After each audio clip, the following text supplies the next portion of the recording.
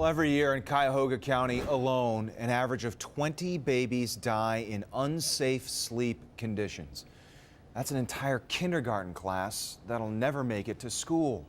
And nationally, 3,500 kids fall victim to this each year. It can happen to anybody, but the way Molly died was 100% preventable.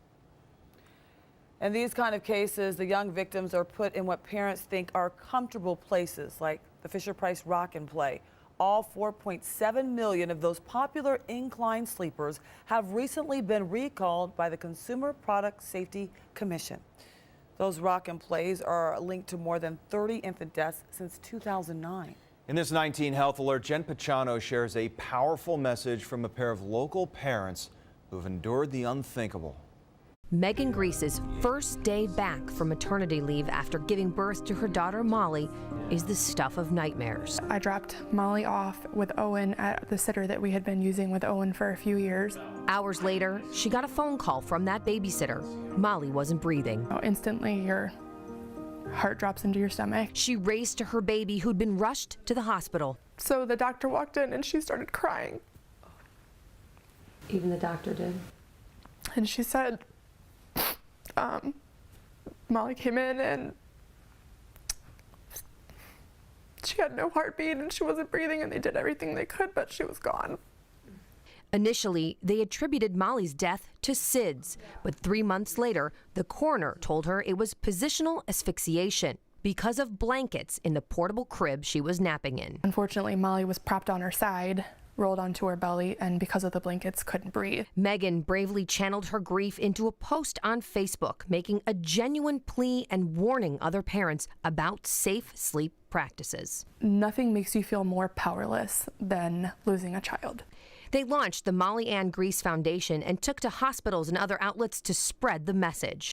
We can't bring Molly back, but we can tell what happened with Molly in hopes that somebody else will go take that blanket out of the crib, go move their baby from their belly to their back, and their baby will wake up tomorrow. The Grieses weren't surprised to hear about the recent recall of the Fisher-Price Rock and Play and the Kids 2 inclined sleepers. Together, those products are responsible for at least 35 infant deaths, according to the Consumer Product Safety Commission. We don't want to have them propped up on their side like Molly was, or in a rock and play, which cradles them almost like a hammock would, that creates hazards and opportunities for the babies to end up face down, face sideways, completely turned around. Lori Constantine with the Cuyahoga County Board of Health says it's the angle of the incline and the padding that makes these sleepers so dangerous. And what they found with many of these type of inclined sleepers is that the baby was not buckled and put the face against the padding, so that is not safe. She says the rollover risk and suffocation risk is real. There's a lot of moms that say, look, this was my saving grace. I know how to use it. I know when they're safe and when they're not. Are there safe ways to use it? The Consumer Product Safety was very emphatic about, you might have had a good experience with it, but from all of the studies they've done, it is not safe to use. I'm urging parents to stop using this product immediately. The CPSC has made this a top priority. And in addition, the CPSC is continuing our investigation into other inclined sleep products. They're encouraging parents to report problems with these units. Through their foundation, Megan was contacted by another mother whose 8-week-old died in a rock and play. She put him in, stepped out of the room, came back, and found him flipped onto his belly, his legs hanging off the side. The Grieses say they keep their message simple and promote what the American Academy of Pediatrics publishes, that babies should sleep alone, no blankets, stuffed animals, pillows, or bumpers, on their backs and flat in a crib.